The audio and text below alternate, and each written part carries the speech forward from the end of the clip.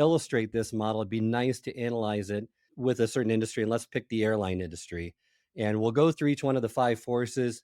I'll kind of give just a brief summary of that force. And you can kind of, if that's okay, just identify, okay, in this industry, here's how this force really shows itself. Does that work, Mike? It works. And airlines, Charles, is a great choice. The famous joke by Richard Branson, he said, everybody asks me all the time, how do you become a millionaire, Richard? And he says, oh, it's very easy. You start with $1 billion and then you open an airline, right? It is one of the least profitable industries on earth. And it's been consistently unprofitable for a century, essentially, since the Wright brothers first put a plane in the sky. And it's not because there's a bunch of bad managers in the airline industry. That's sort of the popular press interpretation. But the enduring low performance of the industry is because of some structural forces and not simply because of, quote, bad management, which is, I think, where Porter's framework is really helpful. By the way, that is not to say that no one can make any money in the airline industry, because you and I know some examples of firms that have performed well. But overall, it's what we might consider a pretty unattractive industry environment. You're absolutely right. And let's examine each one of those forces. And let's pick the one airline that really has bucked this trend that's been the anomaly, and that's Southwest. So the first force in the Porter's Five Forces model is barriers to entry. Are there serious, heavy, large barriers to entry for new competitors coming in, or can they enter the market pretty easily?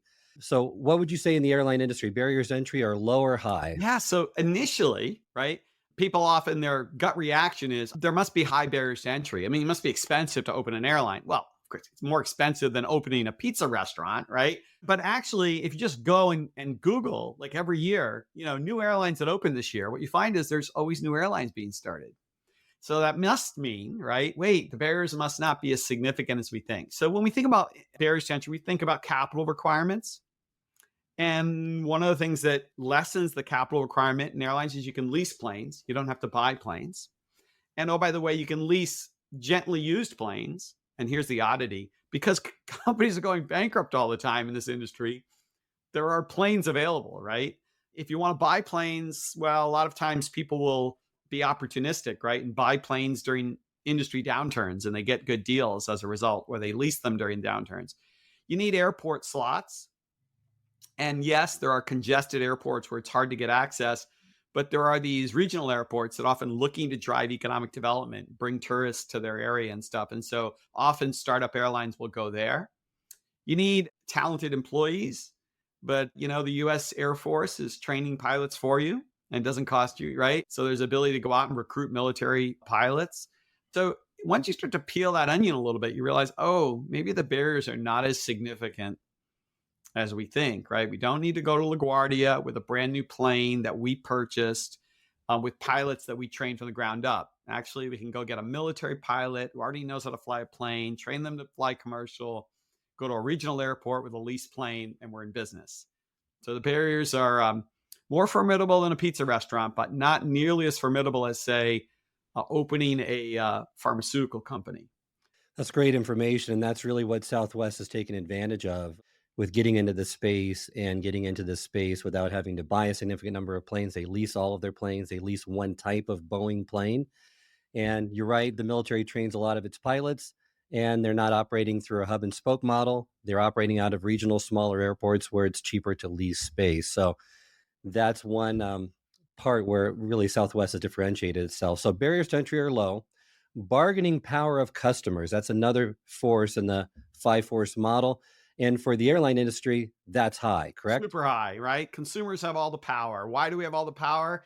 The product is relatively undifferentiated, right? Meaning, I like to joke, the service is terrible on all the airlines, right? I mean, maybe a few exceptions, but it's a relatively undifferentiated service. So airline seat is an airline seat is an airline seat. Not a lot that distinguishes it. But also, very importantly, there's this layer between the airlines and the customer, which are these aggregators, Expedia, Travelocity, et cetera. And, basically, they're terrible for the airlines because what they're doing is giving enormous power to us as consumers to find the lowest price flight at any given point in time, right? So their ability to make prices fully transparent and easily shoppable and comparable is not good news for the airlines. It's great news for us as the consumer. It's really empowering. And the other thing is we're not very loyal.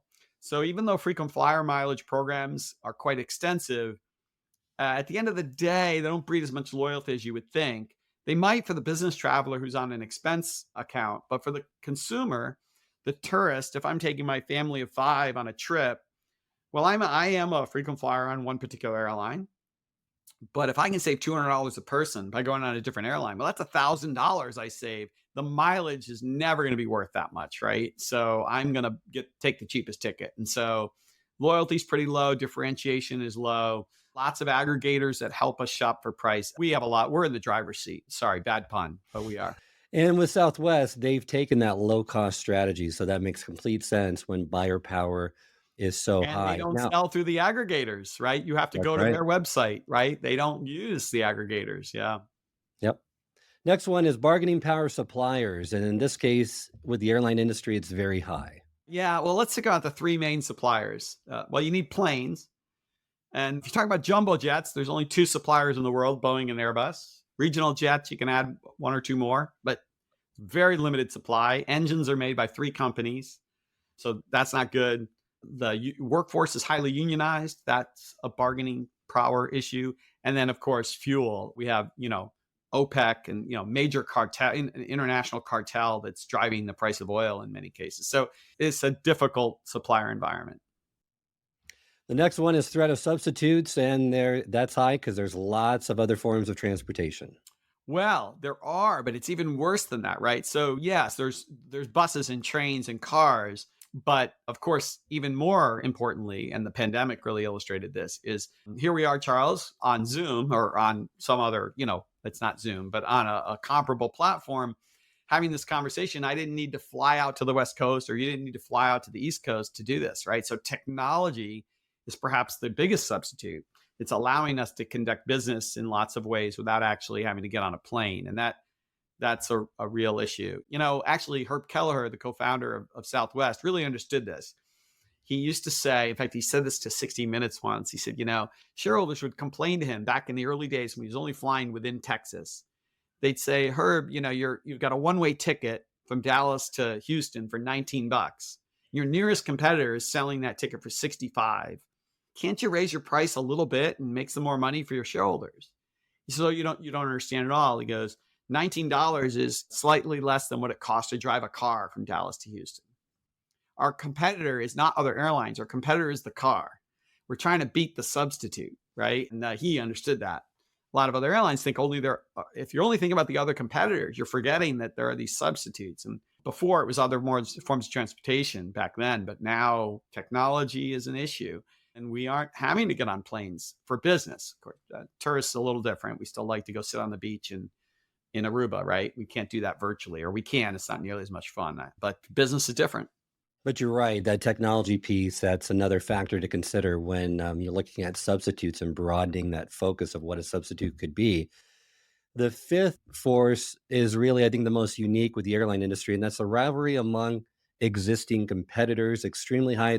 Like you said, they're competing on price, but it's really a homogeneous product with high fixed costs and low marginal or variable costs, correct? Yeah, Charles, you hit it right on the head. I mean, it's a homogenous product, meaning there's not a lot of product differentiation, and that's always going to create some price competition. But what really aggravates it in the case of the airlines is this ratio of fixed to variable cost. So if you think about, Charles, we're going to put you on a plane tomorrow from LA to Dallas. Okay. And so putting that plane in the sky and putting you on that plane, almost all the costs are fixed, right?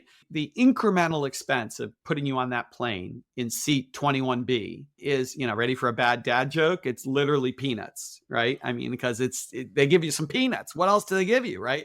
There's just not a lot of incremental expense. Now, what does that mean? What that means is any price above zero is generating what we call contribution margin, meaning it's generating revenue that can help cover fixed costs. So there's this race to the bottom in the airline industry with regard to price, because any price you give them, obviously there's some variable cost, but not much, is generating contribution. So this is really difficult. And the other piece to it is it's a perishable product, meaning once the plane takes off, you can never sell seat 21B on that flight on that day ever again, right? So it's not something you can store in inventory and sell later. So there's this just immense pressure to fill every seat. It's why they overbook the planes, right? There was a Wall Street Journal analysis a few years ago that showed that, on many domestic flights, until they sell those last few seats, they literally don't turn a profit.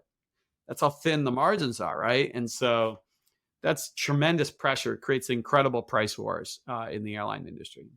So that's a great analysis and an overview of those Porter's five forces that can be applied to many different industries.